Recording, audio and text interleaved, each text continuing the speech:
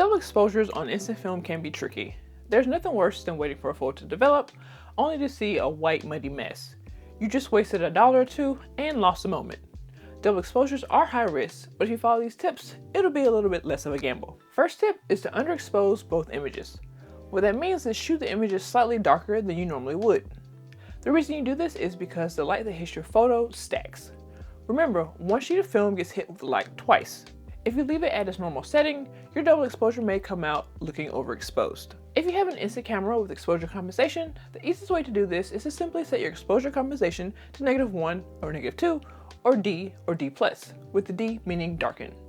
If your instant camera does not have exposure compensation, you can try turning off the flash, shooting darker scenes, or shooting a darker background image for your first image. You need a strong silhouette for your first image. In order to give a silhouette, you normally need a bright background and a darker subject. You can use exposure compensation to achieve this if you have that as a camera option. If you don't, I just recommend shooting your subject against a very bright background. It helps you create a clean shape and boundary that will allow the second image to show through more clearly. Do not let your first image fill your entire frame. Some suggested options for your first image are a person with a full body or side profile, trees, statues, or bold objects. Once you have a strong silhouette, find a strong texture for the second shot. There's really no limit to what can be used for good texture. Find a high contrast texture, avoid subtle patterns, look for something with grit. Like, I wouldn't necessarily recommend using sand for your second image, but maybe a bunch of pebbles might work.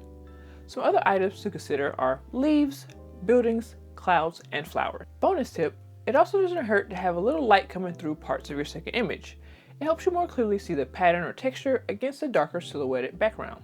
Another tip to help you get some great double exposure photos is to intentionally use negative space. This builds on my previous tip about a strong silhouette. Now, when I say negative space, I simply mean the part of your shot without a subject in it. In order to have a strong silhouette, you need some negative space around your subject, usually created by a bright or white background. You should also think of negative space in relation to your second shot. Remember how I said that double exposure is basically 2 stacked shots? For your second shot, think of the negative space as inside your silhouetted subject from the first exposure. This negative space is where you will see your textured or patterned subject from the second shot. If you try and fill the frame for both shots, you'll likely end up with cluttered results and wasted film. You should always consider your framing when taking any photo, especially instant photos. If you're lucky, you may have a center dot in the middle of your viewfinder or some corner frames to give you an idea of what will show up on your photo. However, almost all instant cameras have parallax issues. This just means that your viewfinder is offset from your actual lens, so what you see isn't exactly what you get. The parallax becomes more pronounced as you get closer to your subject. Learning how to compensate for your parallax can greatly improve the look of your double exposure. Here is the golden rule to fix it. Aim towards the viewfinder. So take a look at the front of your camera. If your viewfinder is to the left of the lens, aim slightly up and to the left. If it's on the right, aim slightly up and to the right. Basically, you want to shift the camera so the lens moves closer to where your eye was actually looking in the viewfinder. This ensures your second image lands exactly inside the silhouette you created. This will be especially important with the second shot because remember, this is a shot that will fill the negative space created by the first image. For the most part, you want to keep the orientation of each shot the same. I do think there are some exceptions, like if the negative space created by your first shot is more horizontal, you may want to shoot the second shot in landscape to help fill the negative space. You can also use a reference point to help you frame and line up your 2 shots. One secret to double exposures is thinking in layers, not just photos. Remember, you aren't creating 2 separate photos, but one photo made up of 2 layers, or 2 shots. Think of the first shot as the foundation or subject for your image. This is where you capture your strong silhouette that creates the negative space that your second shot will fill.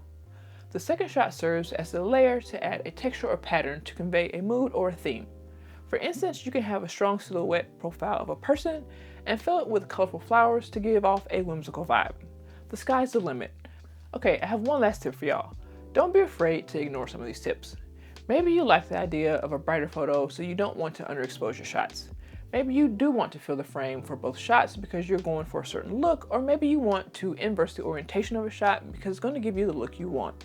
The fun thing about photography is that once you learn the rules, you can spend time figuring out how to break them and still get great images. Before I wrap this up, I want to show you guys some fails and successes for double exposure that I took the other day. It wasn't the best time of day to take photos because it was right around noon, which means the sun was almost either directly overhead and then it started going down, but it made it difficult to get like strong silhouettes. So I just want to show you guys what's possible even on not so great days or times with the double exposure. So the first image, or the first two images I'm gonna talk about, are like fails. And so you can kind of see what happens when you don't necessarily implement some of the tips I'm talking about. So this first one is, the darker part is a battleship, and then you can see like the leaves and the berries from the second shot. So if I had done a better job of framing and say found a way to keep the berries and the leaves mostly on the lower half or in the negative space created by the first image, then this would have been a much better double exposure, I think. But right now, I think it's a bit too muddy. Like, you can still see a lot of the leaves and the berries from the second shot in the sky. So I think that kind of takes away from the double exposure look. Like I say, if I could get rid of all of that and just have the leaves and the berries in the negative space of the ship, I think it would have been a much better double exposure shot. The second shot is kind of an example, or another example, of the framing issue, but also not having a strong silhouetted subject for your first shot. So this one is supposed to be, the first shot is of a building, and then the second shot is supposed to be of like a textured brick sidewalk. And so you can see still a lot of detail in the building. So it makes it hard for that second shot to really pop through, or that texture to pop through on the second shot. And so when I was shooting, it was like noonish, maybe a little past noon. And so there's a lot of light on the building. So even though I underexposed, it wasn't underexposed enough to really darken and create a strong silhouette of the building. So you can see kind of the building and the brick overlap. You can still see that the brick texture is stronger and more defined in the building piece of the photo, but you can still see a lot of the brick in the sky as well. And so if I had found a way, like maybe cover half of the lens so that it didn't capture the brick in the sky and just stuck in the building, I think this would have been a much stronger double exposure. Now, two of my more successful shots, I will say, I won't say they're perfect, but more successful. So the first one is kind of what I was going for with the double exposure. So a sky background, which you can kind of see there, and then I have some stronger silhouettes of the three statues. And if you look closer, and I'll try to zoom in, you can see the texture from the second shot, which was of like plants and leaves. And you can kind of see that stand out, not only in the statue piece, which is kind of a bit hard to see, but also in the ground piece, because they're kind of like on top of a hill. And so when you zoom in, you can kind of see the texture from the plant. And that kind of bleeds over into the sky of the first shot. You can kind of see more detail of the plants and bushes in the sky here, but overall, I think this is not a bad double exposure shot for kind of what I was working with. And then for the second shot, or the second photo, again, not perfect, but I think one of the better shots I was able to achieve that day.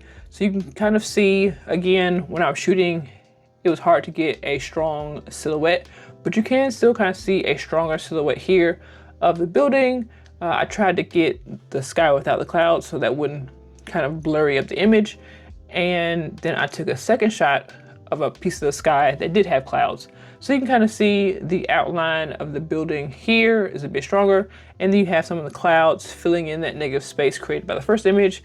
You can also see some of the plants or trees from the second shot.